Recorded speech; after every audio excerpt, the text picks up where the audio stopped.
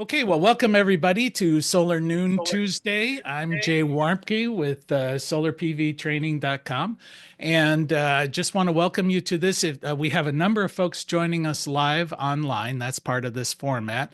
And if you're watching this on YouTube, if you're interested in participating with us live, you can go to pvtraining.com/Solar Noon Tuesday, and the links will be there. So it's kind of an interesting format because hopefully we'll get some interaction with the group as we move forward. And we break this into three parts. We're going to recap the latest news from the solar industry first, and then we'll update what webinars, conferences are coming up in the short term. And then we go into a deep dive on a topic that I find of interest in the world of solar. Hopefully you will, and the folks here as well, and hopefully we'll get some feedback. In fact, today I'm really hoping to motivate some discussion because I want to try and get some folks' perspectives on where they think the industry is going. Today's deep dive is essentially looking and exploring the idea of permitless solar. Permitless energy is a kind of a hard word to say, but basically things you can install yourself that you don't have to have a permit for, which is one of the things that I think we're going to be moving into. So let's go ahead and start doing the news for the week of February 22nd, 2026. So the U.S. Environmental Protection Agency on February 12th announced that it has repealed the 2009 greenhouse gas endangerment finding, which was a landmark ruling that was the foundation of the U.S. government's efforts to curb greenhouse gases in the atmosphere and slow the pace of climate change. If the action survives court challenges, it would invalidate existing greenhouse gas reduction mandates for the U.S. energy sector and oil industry. It would also make it harder for future administrations to regulate climate changing emissions. The EPA also said it is rescinding all greenhouse gas reduction mandates for vehicles, and that's the largest source of U.S. Climate changing or climate warming emissions. The 2009 endangerment finding determined that carbon dioxide and 5 other greenhouse gases threatened public health and safety. The agency made its finding after the U.S. Supreme Court determined that these emissions were considered air pollutants that fell under the Clean Air Act. The EPA's current position now is that they don't, and that trying to regulate them exceeds any of its authority unless Congress passes a specific bill asking them to regulate those pollutants. This decision is the latest in a number of actions taken by the Trump administration designed to roll back environmental regulations. Legislation designed to restrict renewable energy projects has traveled from Utah and Louisiana and is now being considered by lawmakers in New Hampshire, Arizona, and Ohio. The proposed legislation is it's part of a push by fossil fuel aligned groups to promote natural gas and to hurt renewable power energy generation sources. It's based on model legislation written by the American Legislative Exchange Council, or ALEC, and it's been introduced into a number of state legislatures. Recently introduced in Ohio, Senate Bill 294 basically amounts to a ban on utility scale wind and solar by adopting the new definition of reliable energy source that would require all new power plants to be able to operate night and day. Essentially, their argument is there's a limited number of connections. If we're going to hook up a power plant, it has to run night and day. But the subtext is that eliminates wind and solar. That's really the purpose. In addition, power plants must have a minimum capacity factor of 50%. A plant's capacity factor is a measurement of how much its actual output compares to the maximum that can technically possibly be generated if it operated at full capacity 24/7. If a plant runs at full capacity around the clock for a year, its capacity factor would be 100%. Well, wind and solar have lower capacity factors because they depend on the availability of sun and wind. But industry insiders argued that the 50% capacity requirement by state law is absurd and not workable because almost no power technologies would qualify. Of all the generation alternatives, only 2 would make the cut, and that's nuclear power, which takes many days to turn on and off and historically ranks near the top at about 90% capacity factor. The only other qualifying power plant that consistently hits that mark would be combined cycle natural gas, which generally operates at about a 60% capacity factor. Um, After that, pretty much every other power source is below 50%. This includes all of the renewables, such as wind, solar. They have capacity factors of 34.3 and 23.2, respectively. And hydropower would not meet, that has a 34.6. Now, these similar restrictions have already been passed and signed into law in Utah and Louisiana. Now, another key component of this bill is they define natural gas as a green energy source and a clean energy source. Now, the other two bills, House Bill 2331 in Arizona and House Bill 1455 in New Hampshire, they're similar in nature to the Ohio law, but they're considered that they will not become law because their governors have announced that they're going to veto the bill if it gets passed. So Ohio is the only one out there at the moment threatening to become law. A German company, the Fraunhofer Institute of Solar Energy Systems, has announced its Morphocolor technology product line that suggests that people are no longer merely interested in high efficiency when it comes to choosing solar, but they want the aesthetics as well. Morphocolor panels incorporate a vacuum coating method. It fixes to the bottom of the glass panel that covers the cells. They contend that they can basically make any color panel produce at about 95% the same efficiency as an uncoated panel. And this process has been licensed into a number of countries, including the US. It's said to be a low cost, can be integrated into all existing solar technologies, and can be customized to fit the visual aesthetics of specific sites. And if you live in the Central Appalachian region, you may be eligible to borrow an electric vehicle or receive a free Level 2 EV charger, courtesy of Rural Reimagined. This is a DOE or Department of Energy funded project that aims to establish a sustainable EV ecosystem within this region. The project hopes to bring electric vehicles and EV education to rural Appalachia, which includes counties, portions of Kentucky, Ohio, Tennessee, Virginia, and all of West Virginia. Residents within this region may be eligible to borrow an EV for 2 to 6 weeks at no cost. In order to participate, you got to have a valid license, driver's license, have a clean driving record, have proof of insurance, and be a registered resident of these targeted counties. The program that can provide level 2 charging stations to public entities, small businesses, or community organizations within the Appalachian counties of Ohio also is being administered through the same agency. If you're interested in these programs, visit their website at rural-reimagined.com. And speaking of EV, GM Energy plans to offer a leasing program for its home energy management system to make it easier for EV owners to power their house with their car. We've talked about this in some previous sessions of this podcast. GM sold more than 246,000 EVs with bidirectional charging capability in 2025. But in order to allow these vehicles to serve as energy backups to your home, additional equipment designed specifically to work with GM vehicles is required. This includes a compatible charger, which has a price tag of around $2,000. Also, an inverter to convert the DC power of the vehicle to AC that you can use in your home. That has a pricey price tag of about $6,300. And then there's the cost of installing the system. So, surprise, surprise, GM has found that a lot of homeowners don't necessarily want to shell out $8,000, $10,000, $12,000 for this. So they're coming up with a leasing program where they'll lease you that equipment as, I guess, part of the vehicle lease. But significantly, they failed to let anybody know how much they're going to charge for this. So we'll keep an eye on that.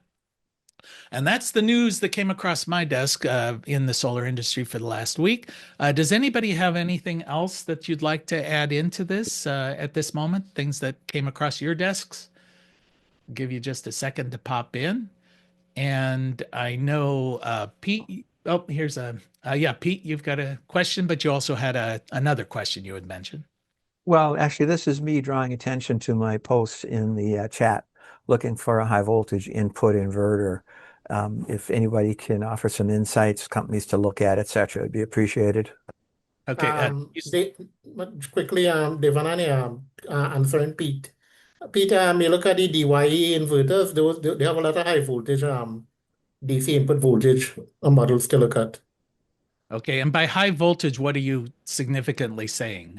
160 volts all the way up to about 800 volts DC on the input. 4,800 volts DC? No, no, 160. Typically, they go up like 100, 160 volts up to about 800 volts Oh, 800 DC volts. on the input range. Okay. All right. Okay. I'm looking for 96 to 120 volt input because of that makes it compatible with the 120 volt AC appliances in the US, as so many of them run on AC or DC. Okay. Okay, all right. Take a look at that. Okay. And yeah, Bill, you had a comment or question? You're muted there, Bill. So if you want to unmute. Sorry. I just noticed an announcement about the Tesla solar panels that are being produced in, I think, New York. And I just want I think there were 18 zones and they in the panel, and so they were concerned. They were thinking that that would remediate the problems of shading on panels and eliminate the need for microinverters or like solar edge optimizers. So I thought it was an interesting announcement. I When don't when actually know that yeah. when they say 18 zones, are they talking like normally a regular solar panel has three bypass diodes, and if you've got a split cell, they multiply that into two, so they have six different strings of cells within the panels, so that if one string is shaded, it only affects the one string. But you're saying Tesla said they're going to have 18 of these Uh, subsections? apparently so. Yeah, because the only downside that I've seen before is the more of these you put in, the The more more distance you get within the panel. You get less performance. That's my understanding, which is why you wouldn't have a bypass diode for each one of the cells, because technically or theoretically you could do that. well, and apparently they do have lower efficiency. Oh, okay. Apparent, and I suspect that is exactly because of the resistance in the panel. Okay. Yeah, everything's always a trade-off in these things. So, if shading's an issue, I'd go with microinverters anyway. But who knows? We'll see. We'll see. And most homes, if you have a if it's on the roof, you got to have a module level power electronic anyway, because of the rapid shutdown requirements. So, anyway, maybe it's a solution in search of a problem. Maybe that's what it is. So. All right. And I guess at this moment I'll ask Annie to jump in because we've got a little bit of a marketing effort. So Annie, you gotta want to give your shameless plug? Okay, it's not shameless, it's completely shameful. So, anyway, there are 49 people on this, and we hope that you will support us in a way maybe we haven't really asked for before. And that is to send us or write in the chat before you go off the podcast. Some kind of a testimonial, and I did explain that a little bit in the chat. We just want to hear maybe how you feel about Jay's technique or what you've learned if you've been a student also, not just attending um, this particular podcast, but if you've done other things or read our books or whatever. We'd like to hear from you. And as Jay likes to say, and if you don't write something nice, we won't use it. So just to keep in mind, that we're looking for good shit, not bad shit. Uh-oh, Anyway, uh-oh. do you get Keep kicked it, off keep for it, that? keep it PG. All right, we're gonna. Well, that's pretty PG. I hear it from kids all the time. That's where I little learned it. little Anyway. did I know I married a trucker. So. Oh, I can say other words too, but I'm behaving. Anyway, so testimonials. That guy gives you a hard time all the time. You can't. So we need your name, and I don't think we'll use the last name, but if you're like, some president of something, we might just for the just for the power of it. And then your business, and then also your location. That helps us to show that we're reaching out to people really all over the world. And the other thing is, if you are on YouTube looking at this as a video, you can put something in the chat there, I mean in the comments, or you can write to Jay directly, jay@solarpvtraining.com. And we did have several people who must have looked at it online on YouTube, which we love that you have that capability. So unless I forgot everything, that's the shameful commercial for today. And if you have questions or there are other things that you need, just put them in the chat, and I will try to follow up, or Jay will. So thanks for your attention. Okay, well, thanks, Annie. All right, so let's go ahead and jump into the events that we have going on here at the moment. And we'll jump into, there's a community solar chat going on with Solar United Neighbors. And this is on February 24th. That's today at 2 p.m. And I will just reiterate, all of these times that I have are Eastern time, and I'm not going to give you links on this. If you want to find them, there's a thing called Google. You can use it. There you go. How's that? And but now you're aware of it. And Renvu has a nice, they have a nice series of webinars that they give. They're often very product specific, and this is another of those. If you're interested in Fortress Power products, on the 25th at 1 p.m., they have a webinar coming up.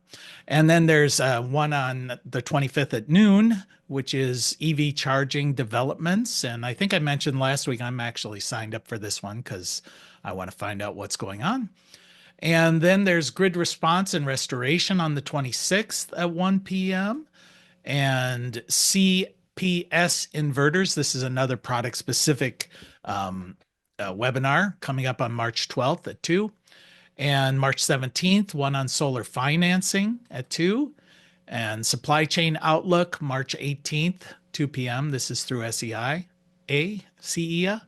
And then there's another one, transmission planning. These are more utility scale, but if you're interested in that, March 24th, sorry. And then there is a plug for our upcoming classes. In fact, we have one 6-week class that's just starting this week.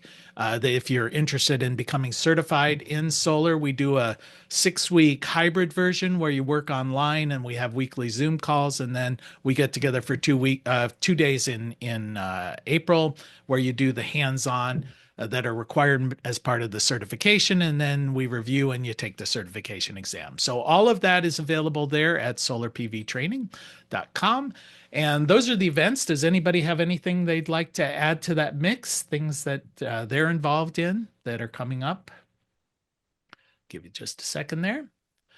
All right. So feel free to jump in if you wish, or if things occur to you. And like I said, one of the unique things of this format I like personally is it's an opportunity for people who are very much involved in the solar industry. We have folks online from literally all over the world, and they're installers, they're system owners, there are regulators who join in. I'm always surprised at all the folks who do join in. So, and they have very good insights. And so this is an opportunity for you to share those insights as we move forward. And I thought this week we could talk a bit about permitless energy, because this is another thing that was occurring to me. Those of you who have joined us in the past, one of my concerns with the industry, with the solar industry, is that we somehow have to make the transition from low volume, high margin installations to a high volume, low margin installation. And ultimately, the lowest margin is going to be where the homeowners do it themselves. And that's kind of one of the missions of solar PV training, is we're trying to give people the tools to do this properly and safely. But there are going to be other varying degrees of self-energy production options that are going to come out there as our system changes and morphs. So I thought this would be a good opportunity for us to explore that, and also hopefully get some feedback from folks, what they think, how they think this is going to be moving forward. Because obviously a lot of this is my perspective. I also just want to mention that these sessions are qualify for 30 minutes or half an hour of CEUs, continuing educational units. If you're certified through the Electronic Technicians Association International, they have solar certification, they have other certifications, and you can get a certificate of completion at solarpvtraining.com. If you just go in, look at Solar Noon Tuesday, take a look at the video and print out your certificate. So that's the option. So where am I coming from here on this idea of permitless solar? And of course, here in Appalachia, we've always done things without permits, but that's not legal. I'm going to try and look at legal permitless solar. So bear that in mind. We're trying to be good here. So the grid is under pressure, and I think again we've had sessions on this, and I just found this chart that I just ran across this week very interesting, because I keep talking, and I feel like a bit of a broken record about how dramatic this surge in load demand is and is going to be, and the impacts that that's going to have on this energy system that we've come to rely on for the last 100 years or so. And I just thought this scenario really shows it in stark relief. This is from the power companies of Michigan, but you see similar projections all over the place. And if you look 2025, the energy capacity really since 2014 has held pretty steady. And you could even project all the way back to say 2005, the last 20 years, 25 years. The grid demand has not increased much. It's been a steady state for the last quarter of a century. And understand that's basically the working life of almost everybody involved in the utility system. So for those folks who are in charge of managing and making projections and things like that, for their entire working life, they've dealt with a steady state environment. And that's going to change, and it's going to change dramatically, and I don't think they can get their heads around it. So this projection here just shows that over the next 5 years, the Michigan Power Company is projecting a threefold increase in demand in the next 5 years, a 300% rise. I know the title says triple by 2044, but it's really tripling almost to 60 terawatts by 2030. So if this happens, and of course all projections are subject to change. That sounds like a nice disclaimer about you may lose your principal if you invest in this or whatever. But this is real. This is really something. So let's give an example of a situation where this has happened before, and as Mark Twain said, history doesn't repeat, but it rhymes. So we're dealing with something where it's going to rhyme. It's going to rhyme a bit. Nothing ever follows exactly. But the 1970s oil crisis. So what happened when we had the 1970s oil crisis? Well, look at this. Like for 20 years, 30 years, the price of oil basically steady state. Then all of a sudden we get a price shock. In this case, it wasn't a load demand price shock. And just to reiterate, if you're new to this, the main load demand price shocks that we're going to be looking at is data centers with the advent of AI, which is energy hungry. That's going to have a significant amount of impact.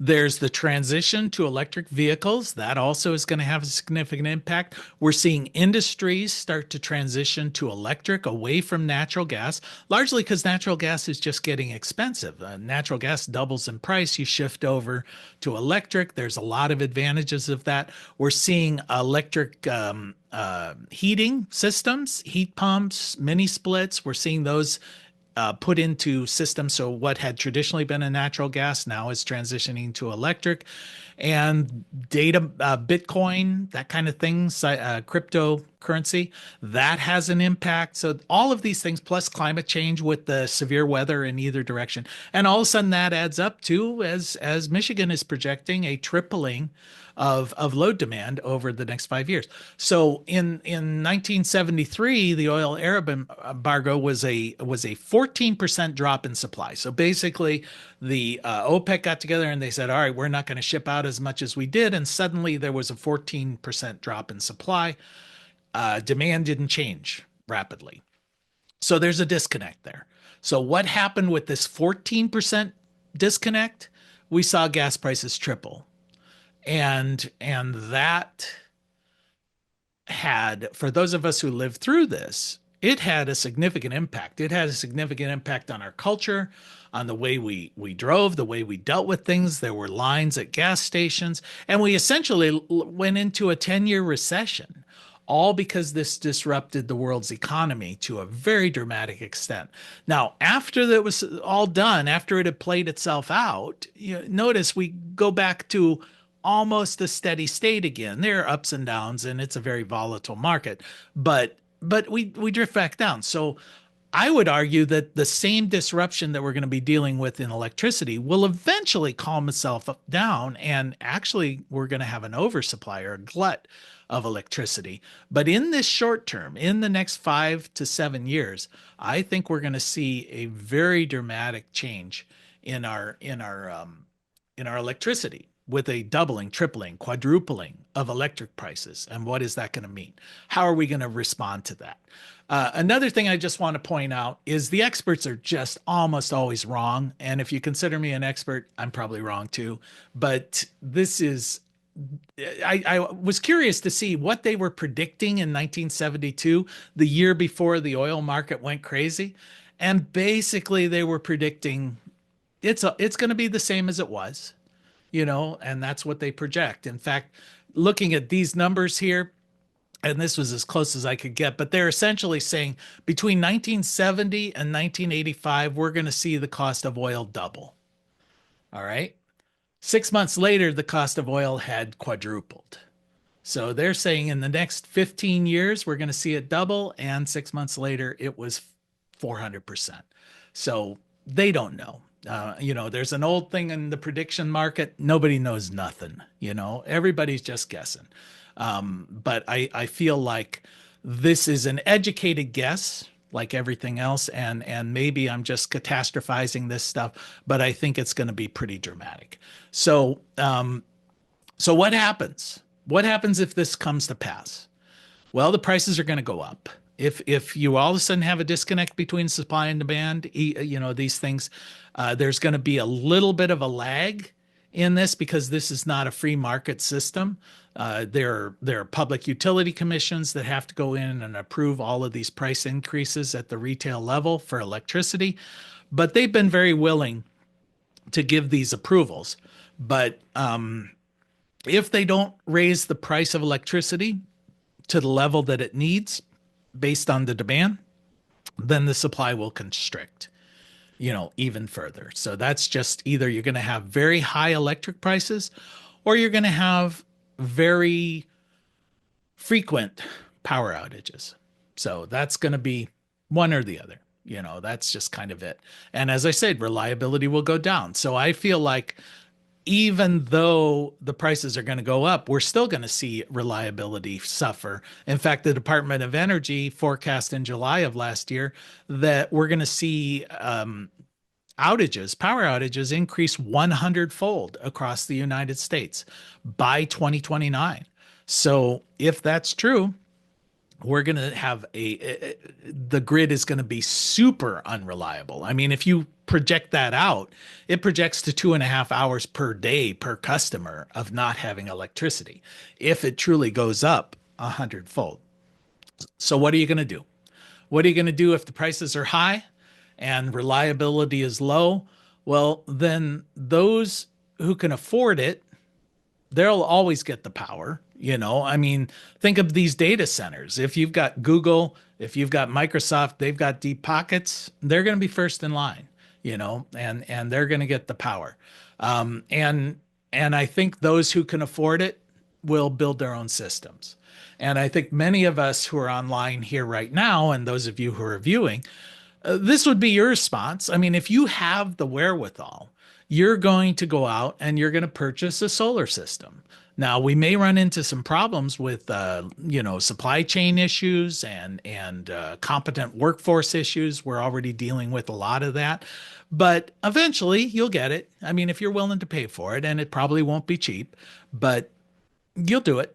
I've done it. So I think that's an option if you have the resources. So what are the real options that are out there? If we have a real imbalance between load demand and supply, and I really feel like we're going to be facing this. Well, demand response, and we talked about this last week, virtual power plants. This is easy. This is easy money. This is easily found. If you're saying there is a disconnect between the current generating sources and the amount of power that they're generating, we just talked about capacity factors there when it comes to the Ohio bill trying to limit wind and solar. So if there's truly a capacity factor disconnect, and the disconnect is not 50%, that's kind of the average that these things run at. It's more like right now we're at about a 75% average capacity factor. What's available and what is being used. So there's 25% there that could actually be squeezed out of the system if we just use software solutions. And like I said, we went into that in pretty good depth last week. The only real source of power to respond, new generating capacity in the next few years, if we're talking a 3 or 4 year window, wind and solar at the utility scale are the only option. And if you're talking about at the residential or the commercial scale, solar is the only option. You're not going to put a wind turbine on your house. It doesn't scale well. But you could put solar on your home. But at the utility scale, technically you could have a solar array, a utility scale solar array installed in 6 to 8 months. If you wanted to put in a gas turbine, there's a 5 to 7 year wait just to get the turbine. So that's not a solution. Nuclear, yeah, forget it. There's 16, 17, 15, whatever number, but it's certainly more than 10 years before you could even possibly get a nuclear project. And that's if everything went right and you actually could find somebody who knew how to build a nuclear power plant. There's an issue that people don't talk about. We haven't had any nuclear power plants built in the last, 30 years or so. There were 2 little turbines built down in Georgia, but there's no workforce to do this. We'd have to import them in from somewhere else, the engineers and everything like that. So anyway, nuclear is not an option. So we're starting to see a movement to off-grid power. And off-grid power, even at the large data center, is becoming more and more of an option. And that's largely because of the dysfunctional regulatory system that we're dealing with at the national level or at the RTO or the transmission authorities level, like PJM or ERCOT, these kind of governing bodies. PJM had announced before, and PJM is the regulator that goes from like New York to Chicago in that mid-Atlantic area. They would take your application to connect to the grid and they'll look at it in 5 years. Well, if we're dealing with a crunch here in the next 3 to 4 years, having them look at your application in 5 years ain't going to solve anything. So what do? Well, if I'm Google, I'm going to say, I'm not going to connect to the grid then. If you're not even going to look at my request for 5 years, I'll just go off grid. I don't need to connect and I can build my own self-contained system. And they're doing it. In fact, 25% of all of the data centers that were planned in 2025 are off-grid systems with their own generating capacity. And that's the first time that that's really been a thing. So we're going to see more and more of that. You're going to see that all the way down through the infrastructure from Google all the way to me, to your mom, to your mother-in-law. If the grid's unavailable, if the grid is expensive, if AEP or whoever your electric company makes it tough to connect, financially now, not connecting to the grid is a competitive option for the first time. Technology has come to that. Guys actually list. All right. And okay, so what's the next one? Yeah, so you just install solar in your home and building. I've sort of precluded or mentioned that. So if it's unreliable, if it's expensive, well, install wind and solar, or solar, not wind, on your home and business. And or you can pay the higher prices. Those are going to be some of your options. So I guess the point of this discussion, because I'm sort of repeating some things that we've talked about in previous episodes, of this, and so what about the folks who can't afford any of these options? And that's going to be a reality, to a significant. And I was trying to look at, salaries and all this other thing, but I think kind of the best measurement here is how much money can you get your hands on? I thought I could zoom in on that, but essentially you're saying that how much money do people have? And it looks like about 40% are saying they couldn't get their hands on $1,000, more than $1,000. Well, if you don't have access to $1,000, there's no way you're installing solar on your home. Solar on your home is a luxury item.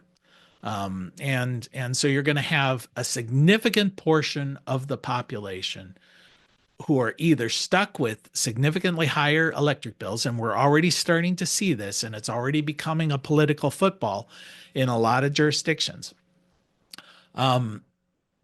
The other option that I can see, as a politician, is do you begin to subsidize people's electric like you subsidize their food, with food stamps or whatever. And that gets into a whole nother world. I'm not going to wander into there, but I'm just saying there's a significant number of people. So what are some of these options? Well, permitless power, permitless energy, stuff you can install yourself with no training, is an option.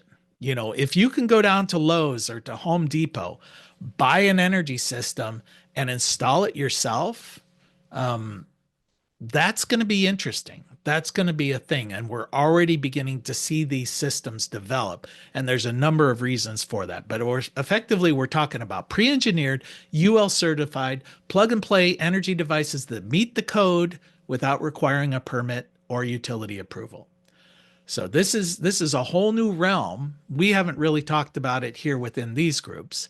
And so let me just give you an idea of what I'm talking about, and then I'll ask for a few comments here, so you can get some comments going in your head.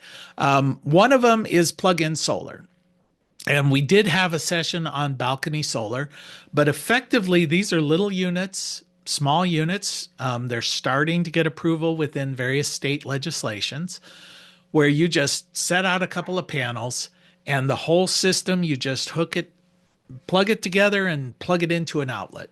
That's the entire installation. They're small enough that they're only going to have a significant impact if your energy bills are low. So they're really popular in Germany at the moment because, small apartments, you can put a few panels on the balcony. That's why they call them balcony solar.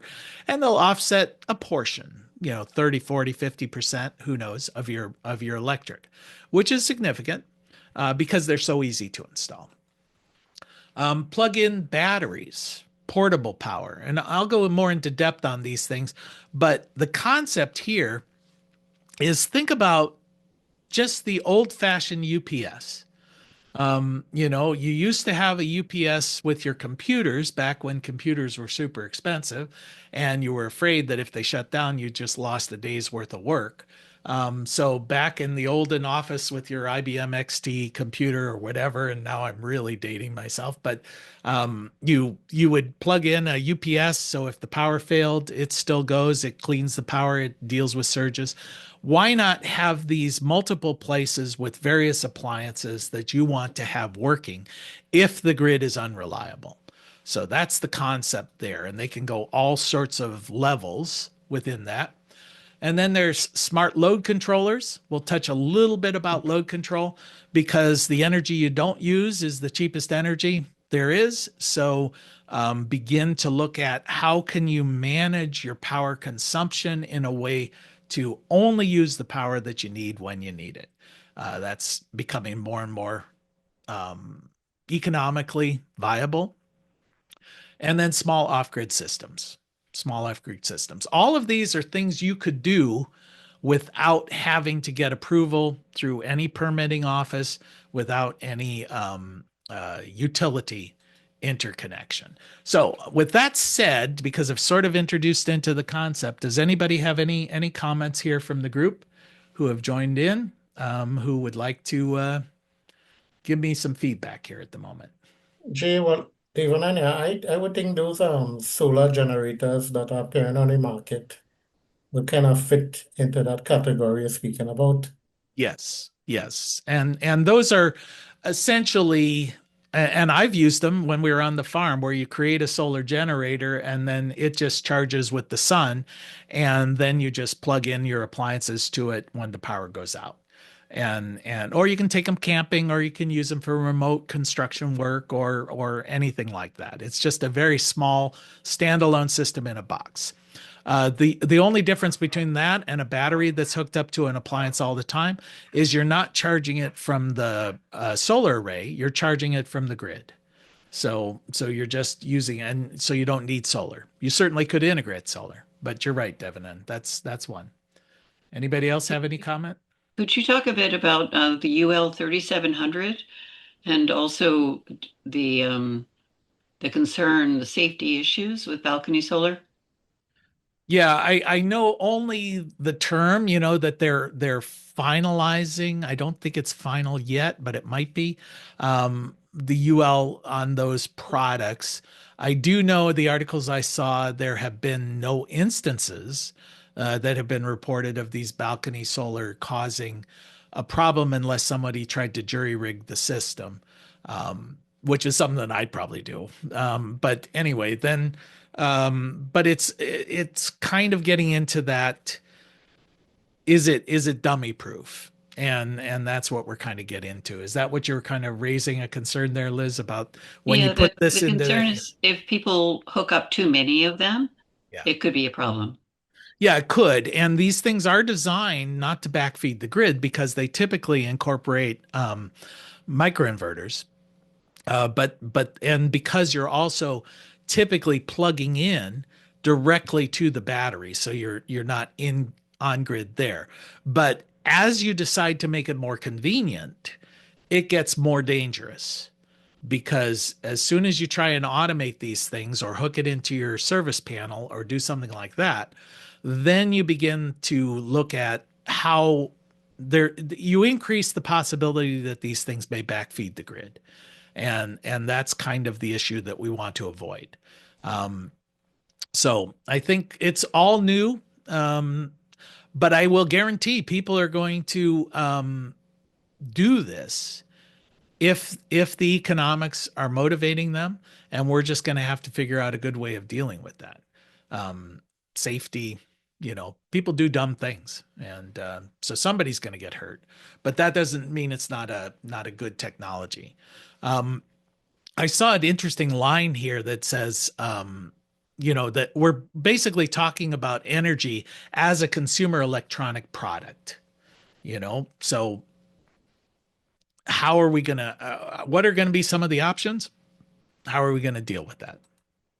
So, as I said, most of these options, like balcony solar, use some sort of module level power electronic, like a microinverter or whatever, to limit the output. So you can limit the output of the panel if it doesn't see a grid signal.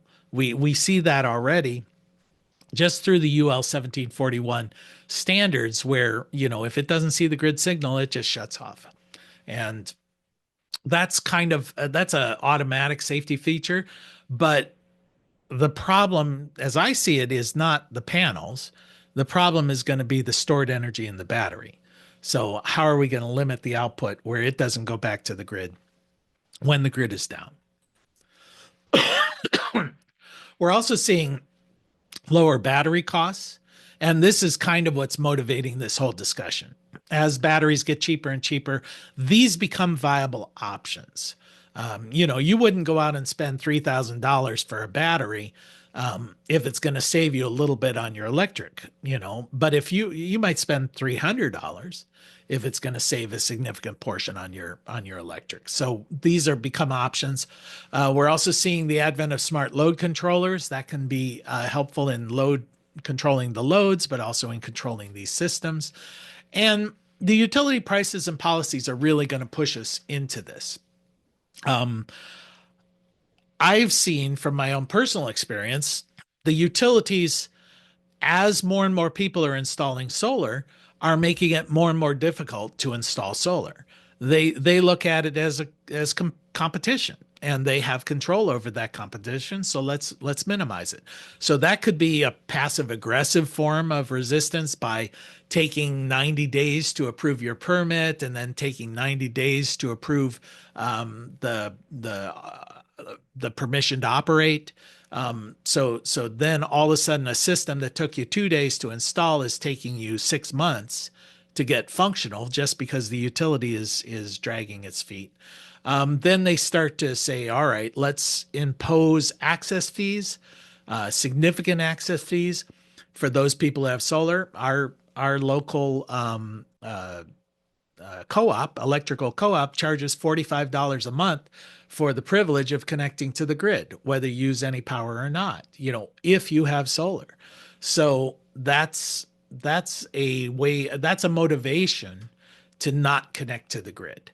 Then when you get into the net metering policies that are changing, where they'll sell it to you at retail, and they'll pay you wholesale, and they'll eliminate your transmission and your distribution charges. So you get paid 4 cents, but you got to pay them 25 cents. That's a motivation for disconnecting from the grid. So all of these are going to be motivations. And again, we're still in that role of, what about the people who can't afford to just go solar? Off-grid solar, because the ideal, and I think Liz points this out a bit, is the best option would be to hire a good certified solar installer and put in a system that's safe. And if you want to go off-grid, great, that's good. If you want to go off-grid and you've educated yourself, we have a lot of people online here who have put in their own systems, and they're fine, and they work fine, and they work safely. But the average consumer who just goes down and buys a system, a battery backup or whatever at Lowe's during a power outage, are they going to have the skills and take the time to install that safely? But you could make the same argument about a portable generator. If they go down and they buy a little portable generator, are they going to install that in their home safely? Or are they going to stick it in their living room and run it and gas everybody out, and they all die in their sleep? So I would say those are more dangerous options than these battery or solar systems. Yet we allow them, and we have for years and years and years. So, all right. So balcony solar, the states are starting to allow it. They're basically saying if it's smaller than a certain size, 800 watts, 1200 watts, whatever they settle on, then they're going to be okay. And just to give you a sense, this is a system out there, and I just want to give you a sense of pricing. So in this case, looks like it's a 4-panel system, $1,300. Yeah, maybe not a per watt bargain, but it's certainly easy. You just plug that thing in and plug it into your house. Now, a system like this doesn't have a battery incorporated, so it's dead simple. You're just plugging into a multi-port microinverter, and it's going to supplement your energy when the grid is functioning. And when the grid's not functioning, it just doesn't do anything. So there's no danger of backfeeding the grid. And this would be a super safe system that is just going to offset energy usage when the grid is functional, but it doesn't do anything about energy power outages. There you'd need a battery. All right, so that's kind of the whole idea there of balcony. Yeah, Al, you have a comment? Yeah, that last slide, when the sun's shining brightly and you've got these 4 panels connected to plugged into your house, do they just shut down if there's no demand for the power? Or how does that work? No, they would operate just like a solar system, where it would backfeed to the grid. Okay. It would power feed out, and you might lose that power, because if you don't have a net metering Right. agreement with your local utility, it's just, the utility can say thank you very much. But these things are small enough that there's probably small chance of that, because you're going to have some load demand going on pretty much all the time. There's a certain base load. How many kilowatts would they generate, or how many watts would they generate, do you know? Yeah, it depends. Those things, like I would look at something like that, and let's just guess those are 300-watt panels or whatever, so 1200 watts. I think it was Utah was passing legislation. I think they set the max at 800 watts. So Okay. you're not looking at a lot of power there. But obviously you could hook two of them together and who's going to know, So you'll plug them into two different outlets, so you can game the system. The question is, can you game the system safely? And The best thing to do, I think, would just be to buy one of those solar generators and plug it in while the sun shines, and yeah, and then use it when it doesn't. yeah, and that's another option. That's another option. This was one, I think Germany, it's very popular because they have super high electric, like, well, let's say 50 cents a kilowatt hour. And so for $1,000, you stick a few panels and now in 6 months, 4 months, maybe it pays for itself. So it's a little thing, just a little tweak and it probably is virtue signaling as well. Anybody with these on the panels, they know that you're an eco kind of guy.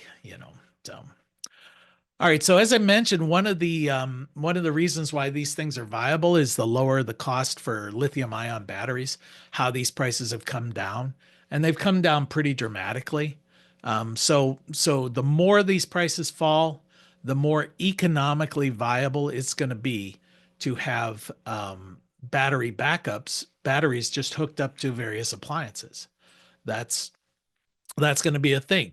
And as I mentioned, we can be as simple as just a UPS device like this. You just get a little $70 thing, plug it into a couple of appliances, and now you got battery backup for it. Yeah, Doug, you've got a question or a comment? Yeah, on your previous slide on the price of the battery decline, Yep.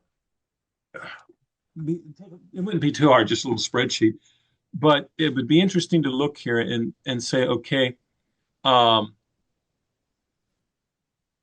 put together a correlating chart that's you take into account lifespan and of course degradation. So what a typical lifespan of the battery would be, and then a cost of the electricity. And so what's your round trip so that if I'm storing it, what I'm trying to get at is what is the break-even point when the price is back in 2013, it's probably not worth it to buy it and then try to store it, with the changes in price. But an economic factor there, as I was talking, I was pausing because I realized, well, it's actually kind of a multidimensional thing, so there'd have to be a couple charts with And the price. it's going to be very specific to the person and to the site and Yeah. to the value of not having interrupted power. So what would be useful would be that probably just a generic, a representative one, which then people could tailor to their own situation, because that's good. And I've used that same type graph many times, but it just occurred to me to a client who's wanting to say, is this worth the while? That needs to be translated to current price and what's it's actually going to say. What's the payback on this? Yeah. And if you're talking to clients, now you're talking higher dollar figure.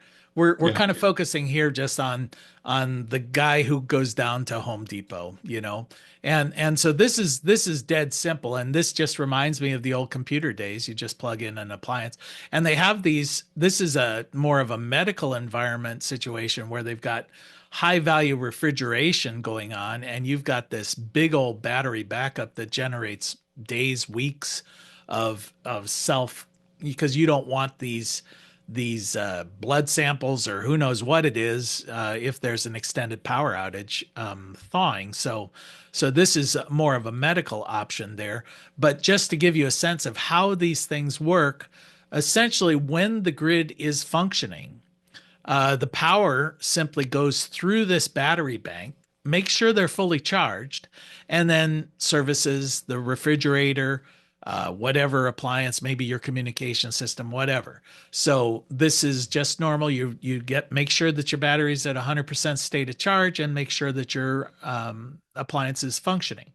Then when the grid goes off, this battery bank, this self-contained unit, will have a backflow preventer, some sort of transfer switch where it will not backfeed to the grid or the plug, but it will go to the appliance. So it's just a single directional, a diode of sorts, I guess, a transfer switch where the battery backup will function and power the load, but will not backfeed the grid. And this is going to be critical because obviously you don't want backfeeding the grid when the power's out.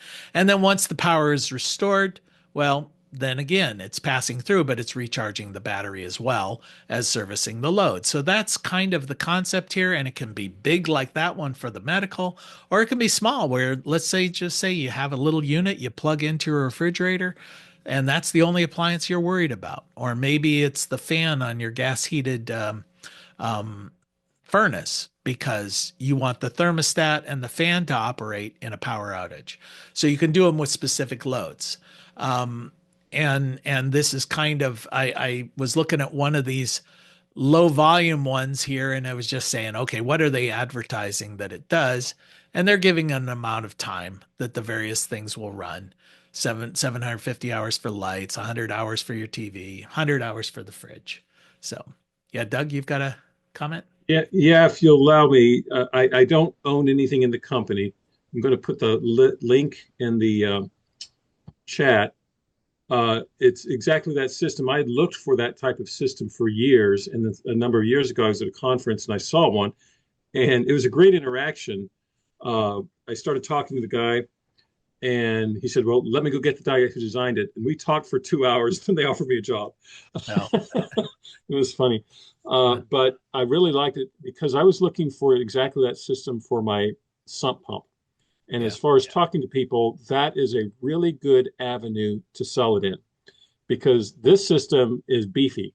It will handle the power surge of a full-blown sump pump coming on. And it's a lot cheaper than cleaning up a flooded basement, which I have to have done in the past. But what I like about them, putting a plug for them, it's all American made. They're very emphatic on that. And it's repairable. A lot of these things come, it goes out and you throw it out. This actually has name brand parts in it, and you can open it up. And if the inverter goes out, you buy a new inverter, put it in. If the battery goes out, you put it in. It's equipped with, you can plug solar into it already, and you can daisy chain a few batteries together. It's a well-designed, you just look at it and it is beefy. It will do the job, and it works well. It has a great transfer switch. I've done it transfers in like a millisecond. So it's a really good system. So for what it's worth. Thanks for sharing that. Great. And I wanted to just sort of take it to the next level because we also, as you start researching these, they have some that are saying, okay, well, you don't have to just plug in one appliance. You can plug in multiple things and hook it up as a critical load panel hooked up to your service panel. So how does that work? Well, this was one of the suggestions anyway. This was a system I found out there for $4,200.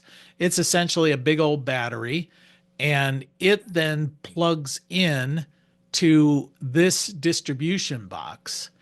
And the plug just hooks in here, but this distribution box is then hooked up to specific circuits, critical load circuits in your service panel.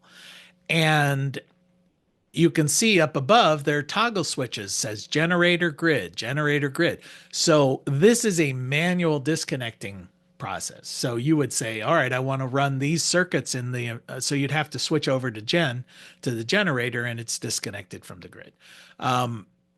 Okay, that requires manual. No authority that I've dealt with is going to approve this because it requires somebody to do it properly, and they want things to be automated.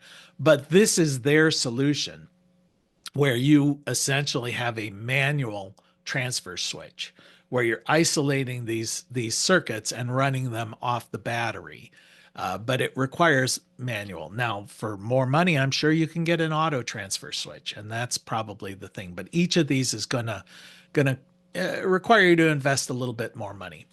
Then there's standalone systems, just one step up from that. Off-grid data centers we talked about. I think we're going to see a lot more people going off-grid. The term is known as grid defection. And then load control and management. And this load control is really something interesting. We're starting to see, and it's not cheap again, but if you're replacing your service panel, maybe you'll opt for this, where the entire service panel is now managed. So, for instance, you can have a system where it's going to tell you energy consumption circuit by circuit. It will give you control. So you can just on your phone look at turning on or off circuits that you want. If there's high costs, I'm sure you can automate these things. So you can get down to the circuit by circuit load control from a distance. And one of the things they advertise is, oh, did I leave the stove off as I'm driving to Florida for a 3-week vacation or whatever? Well, you can look on your phone. Yeah, the stove was left on. Let's turn it off. So you can control all of these things remotely. So I know I'm rushing through that because we're near the end of our time, but just these are some of the load control things that are going to become more and more prevalent in our homes and in our environment as electricity gets more and more expensive. I think just like back in the 1970s when we took the cost of gasoline for granted. When I first started driving, back when I was 16, this sounds like in my day, a candy bar was a nickel, but the cost of gasoline was literally 39 cents a gallon. And then in the 1970s, we saw that it became an expensive commodity and one that had to be conserved. We've lived in a world of very cheap electricity, and that's coming to an end. So we're going to have to figure out, how do we manage through this? Personally, I think this is the beginning of the end of the grid as we know it. I think it's going to morph into something new, and I think that will be a good thing for us in the long term. But I really feel like we're entering into a period of disruption here, and how that plays itself out, that's going to be interesting to watch. But this is one of those alternatives I think that's going to get into our minds, get into our perception, where there are alternatives when we have an unreliable grid with very expensive electricity associated with it. And I know I've gone over a minute. Yeah, Don, you got a one quick question. Well, one comment, one question. The question is, with your smart panels you just showed, do you have any particular brand you've looked at or anything you would think are better that are worse than the others? I think the most popular is I'm going to mute you there. Because I'm getting feedback. Anyway, the most popular is SPAN, SPAN. I think Leviton's got some, all of those guys, but SPAN is the one you see everywhere. Eaton has come out with one too. Oh, Eaton's got one too? Yeah. Yeah, I think they're paired up with Tesla now. Oh, okay. Well, that would lean me against them. You said it's SPAN with an N or an M, Jay? N, like, N? Okay. like lifespan. Okay. And my comment was, when exactly did having a UPS become abnormal? Because I've got them on all my computers still. Yeah. Okay. Well, that probably. Are you suggesting something with an ageism there? I would say that your hair is probably gray, Don. So maybe a little bit. Okay. Yep. All right. Well, I think I was hoping maybe we'll take this on to the next week, but I think we're out of time, and I want to close it for everybody. But I appreciate your attention, and hopefully this was helpful to you. All right. We'll see you guys again next week at noon on Tuesday. Bye-bye.